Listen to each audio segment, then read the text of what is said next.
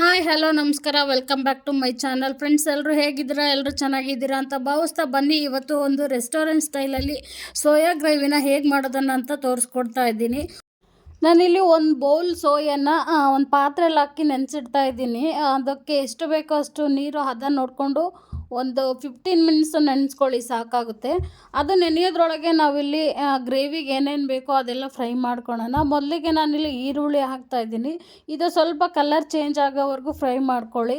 ಇದಾದ ನಂತರ ಸ್ವಲ್ಪ ಹೆಚ್ಚಿರುವಂಥ ಟೊಮೊಟೊನ ಹಾಕ್ಕೊಳ್ಳೋಣ. ಇದನ್ನು ಅಷ್ಟೇ ಸ್ವಲ್ಪ ಸಾಫ್ಟ್ ಆಗೋವರೆಗೂ ಫ್ರೈ ಮಾಡಿಕೊಂಡ್ರೆ ಸಾಕಾಗುತ್ತೆ. ಇದಾದಮೇಲೆ ನಾನಿವಾಗ ಸ್ವಲ್ಪ ಗೋಡಂಬಿ ಹಾಕ್ಕೊಳ್ತಾ ಇದ್ದೀನಿ. ಗೋಡಂಬಿನ ಜಾಸ್ತಿ ಫ್ರೈ ಮಾಡೋಕ್ಕೆ ಹೋಗಬೇಡಿ, ಯಾಕಂದರೆ ಗ್ರೇವಿ ತಿಕ್ನೆಸ್ ಬರಲ್ಲ. ಇದ್ರ ಜೊತೆಗೆ ನಾನು ಶುಂಠಿ ಮತ್ತು ಬೆಳ್ಳುಳ್ಳಿ ಹಾಕ್ಕೊಳ್ತಾ ಇದ್ದೀನಿ. ಶುಂಠಿ ವಾಸನೆ ಹೋಗೋವರೆಗೂ ಇದನ್ನು ಚೆನ್ನಾಗಿ ಫ್ರೈ ಮಾಡ್ಕೊಳ್ಳೋಣ. ಕೊನೆಯದಾಗಿ ನಾನೀಗ ಕೊತ್ತಂಬರಿ ಮತ್ತು ಪುದೀನ ಹಾಕ್ತಾ ಇದ್ದೀನಿ. ಇದನ್ನು ಅಷ್ಟೇ ಒಂದು 2 ಮಿನಿಟ್ ಫ್ರೈ ಮಾಡ್ಕೊಳ್ಳಿ, ಸಾಕಾಗುತ್ತೆ. ಇಷ್ಟೆಲ್ಲ ಆದಮೇಲೆ ನೋಡಿ, ಇಷ್ಟೇ ಗ್ರೇವಿಗೆ ಬೇಕಾಗಿರೋದು. ಇದು ತಣ್ಣಗಾದಮೇಲೆ ಮಿಕ್ಸಿಗೆ ಹಾಕ್ಕೊಳ್ಳೋಣ.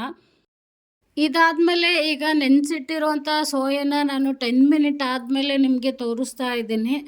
ನೋಡಿ, ಈ ಹಂತದಲ್ಲಿ ನೆಂದರೆ ಸಾಕಾಗುತ್ತೆ. ಇಷ್ಟು ಸಾಫ್ಟಾಗಿ ನೆಂದಿದೆ ಅಂತೇಳಿ ನೀವೇ ನೋಡ್ಬೋದು. ಈಗ ಇದರಲ್ಲಿರುವಂಥ ನೀರನ್ನೆಲ್ಲ ಹಿಂಡಿ ತೆಗಿಯೋಣ. ನೆನೆಸಿಟ್ಟಿರುವ ಸೋಯಾದಲ್ಲಿ ಸ್ವಲ್ಪನೂ ನೀರಿರಬಾರ್ದು. ಅದರಲ್ಲಿ ಎಷ್ಟು ಸಾಧ್ಯನೋ ಅಷ್ಟು ನೀರನ್ನು ಹಿಂಡಿ ತೆಗಿಯೋಣ ಇದರಲ್ಲಿ. ನೋಡಿ, ತುಂಬ ಸಿಂಪಲ್ಲಾಗಿ ಮನೇಲೇ ಮಾಡ್ಕೋಬೋದು. ಅದು ಹೋಟೆಲ್ ಸ್ಟೈಲಲ್ಲಿ ಮಾಡ್ಕೊಂಡು ತಿನ್ನೋದಂದರೆ ಇನ್ನೂ ರುಚಿಯಾಗಿರುತ್ತೆ. ಇದನ್ನು ಚಪಾತಿಗಾಗಲಿ, ಪರೋಟಾಗಾಗಲಿ ಅಥವಾ ಪೂರಿಗಾಗಲಿ, ಬಿಸಿ ಅನ್ನಕ್ಕಾಗಲಿ ಹಾಕ್ಕೊಂಡು ತಿಂದರೆ ತುಂಬ ರುಚಿಯಾಗಿರುತ್ತೆ. ಈಗ ಸೋಯಾನ ಪೂರ್ತಿಯಾಗಿ ಎಲ್ಲ ಹಿಂಡಿ ತೆಗ್ದಿದ್ದಾಯಿತು. ನೋಡಿ, ಈ ರೀತಿಯಾಗಿ ನಾವು ಸೋಯಾನ ರೆಡಿ ಮಾಡಿ ಇಟ್ಕೋಬೇಕು. ಇದಕ್ಕೆ ನಾನು ಸ್ವಲ್ಪ ಉಪ್ಪು ಮತ್ತು ಅಚ್ಕಾರದ ಪುಡಿ, ಇದ್ರ ಜೊತೆಗೆ ಅರ್ಧ ಭಾಗದಷ್ಟು ನಿಂಬೆ ಹುಳಿನ ಹಾಕ್ತಾಯಿದ್ದೀನಿ. ಇಷ್ಟು ಹಾಕ್ಬಿಟ್ಟು ನಾವು ಚೆನ್ನಾಗಿ ಮಿಕ್ಸ್ ಮಾಡ್ಕೊಳ್ಳೋಣ ಫಸ್ಟು.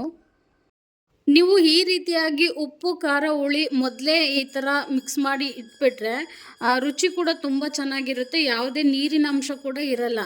ತಿನ್ನುವಾಗ್ಲೂ ಅಷ್ಟೇ ನೀರಿನ ಅಂಶನ ಇಲ್ದಾಗೆ ಉಪ್ಪು, ಖಾರ, ಹುಳಿ ಎಲ್ಲ ಹದವಾಗಿರುತ್ತೆ. ಈಗ ಫ್ರೈ ಮಾಡಿ ಇಟ್ಟಿರುವ ಮಸಾಲೆ ಎಲ್ಲ ತಣ್ಣಗಾದ್ಮೇಲೆ ನಾನಿಲ್ಲಿ ಮಿಕ್ಸಿಗೆ ಹಾಕಿ ಇಟ್ಕೊಂಡಿದ್ದೀನಿ. ಅದಾದಮೇಲೆ ನಾನೇನು ಮಿಕ್ಸ್ ಮಾಡಿ ಇಟ್ಟಿದ್ನಲ್ವ, ಉಪ್ಪು, ಹುಳಿ, ಖಾರ, ಅದನ್ನೆಲ್ಲ ಒಂದು ಬಾಣಲಿಲಿ ಎಣ್ಣೆ ಹಾಕ್ಕೊಂಡು ಅದನ್ನು ಹಾಕಿ ಸ್ವಲ್ಪ ಲೈಟಾಗಿ ಫ್ರೈ ಮಾಡೋಣ. ಈ ರೀತಿ ಫ್ರೈ ಮಾಡೋದ್ರಿಂದ ಅದರಲ್ಲಿರೋಂಥ ನೀರಿನ ಅಂಶ ಎಲ್ಲ ಹೋಗುತ್ತೆ. ಉಪ್ಪು, ಹುಳಿ, ಖಾರ ಎಲ್ಲ ಹಿಡಿದ್ಬಿಟ್ಟು ತುಂಬ ಚೆನ್ನಾಗಿ ಕ್ರಿಸ್ಪಿಯಾಗಿ ಬರುತ್ತೆ. ನೋಡಿ, ಈ ರೀತಿ ಫ್ರೈ ಮಾಡೋದ್ರಿಂದ ಗ್ರೇವಿಲಿ ನಾವು ತಿನ್ನುವಾಗ ಯಾವುದೇ ನೀರಿನ ಅಂಶ ಇರೋದಿಲ್ಲ. ಕ್ರಿಸ್ಪಿಯಾಗಿ ತುಂಬ ಟೇಸ್ಟಿಯಾಗಿ ಬರುತ್ತೆ. ನೋಡಿ, ಈ ಥರ ಕ್ರಂಚಿಯಾಗಿ ಫ್ರೈ ಮಾಡಿಕೊಂಡ್ರೆ ತುಂಬ ಚೆನ್ನಾಗಿರುತ್ತೆ. ಈಗ ಫೈನಲ್ ಆಗಿ ಒಗ್ಗರಣೆಗೆ ಒಂದು ಬಾಣಲೆಯಲ್ಲಿ ಎಣ್ಣೆ ಹಾಕ್ಕೊಂಡು, ಎಣ್ಣೆ ಕಾದ್ಮೇಲೆ ಈರುಳ್ಳಿ ಹಾಕಿ, ಈರುಳ್ಳಿ ಬ್ರೌನ್ ಕಲರ್ ಬರೋವರೆಗೂ ಫ್ರೈ ಮಾಡ್ಕೊಳ್ಳೋಣ ಚೆನ್ನಾಗಿ.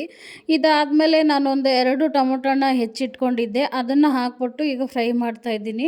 ಟೊಮೊಟೊ ಸ್ವಲ್ಪ ಸಾಫ್ಟ್ ಆಗೋವರೆಗೂ ಫ್ರೈ ಮಾಡೋಣ. ಅದಾದಮೇಲೆ ನಾನಿಲ್ಲಿ ಸ್ವಲ್ಪ ಅಚ್ಕಾರದ ಪುಡಿ ಹಾಕ್ತಾಯಿದ್ದೀನಿ, ಖಾರಕ್ಕೆ ಅಂತೇಳಿ. ಇದಾದಮೇಲೆ ಸ್ವಲ್ಪ ನೀರು ಹಾಕ್ಬಿಟ್ಟು ಹಸಿ ವಾಸನೆ ಹೋಗೋವರೆಗೂ ಅಚ್ಕಾರದ ಪುಡಿ ಏನು ಹಾಕಿದ್ವಲ್ಲ, ಅದು ಹಸಿ ವಾಸನೆ ಹೋಗೋವರೆಗೂ ಫ್ರೈ ಮಾಡಿಕೊಂಡು, ಅದಾದಮೇಲೆ ರುಬ್ಬಿರೋಂಥ ಮಸಾಲನ ಹಾಕಿ ಸ್ವಲ್ಪ ಫ್ರೈ ಮಾಡ್ಕೊಳ್ಳೋಣ. ಇಷ್ಟೇ ನೋಡಿ, ತುಂಬ ಸಿಂಪಲ್ಲಾಗಿ ಹೋಟೆಲ್ ಸ್ಟೈಲಲ್ಲಿ ಮಾಡುವಂತಹ ಸೋಯಾ ಚಂಕ್ಸ್ ಗ್ರೇವಿ.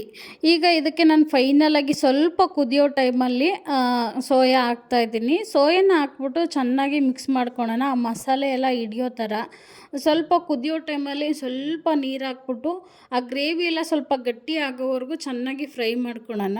ಇಷ್ಟೇ ನೋಡಿ, ಈಗ ಫೈನಲಾಗಿ ನಾನು ರುಚಿಗೆ ತಕ್ಕಷ್ಟು ಸ್ವಲ್ಪ ಉಪ್ಪು ಹಾಕಿ, ನೀವು ನೋಡ್ಕೊಳ್ಳಿ ನಿಮ್ಮ ಹದಕ್ಕೆ ಎಷ್ಟು ಬೇಕೋ ಅಷ್ಟು ಉಪ್ಪು ಹಾಕ್ಕೊಳ್ಳಿ. ಇದಾದಮೇಲೆ ಈಗ ಫೈನಲಾಗಿ ಕಟ್ ಮಾಡಿರುವಂಥ ಹಸಿಮೆಣ್ಸಿನ್ಕಾಯಿ ಮತ್ತು ಕೊತ್ತಂಬರಿನ ಹಾಕಿ ಚೆನ್ನಾಗಿ ಮಿಕ್ಸ್ ಮಾಡ್ಕೊತಾ ಇದ್ದೀನಿ.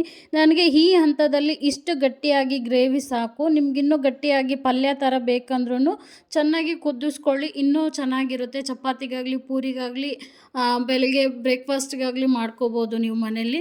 ನೋಡಿ, ಇಷ್ಟೇ ತುಂಬ ಸಿಂಪಲ್ಲಾಗಿ ಮನೇಲೇ ರೆಸ್ಟೋರೆಂಟ್ ಸ್ಟೈಲಲ್ಲಿ ಮಾಡುವಂಥ ಸೋಯಾ ಚಂಕ್ಸ್ ಗ್ರೇವಿ ಇದು. ನಿಮಗೆ ಇಷ್ಟ ಆದರೆ ಲೈಕ್ ಮಾಡಿ, ಶೇರ್ ಮಾಡಿ, ಕಮೆಂಟ್ ಮಾಡಿ, ಪ್ಲೀಸ್ ಸಬ್ಸ್ಕ್ರೈಬ್ ಮಾಡಿ. Thank you.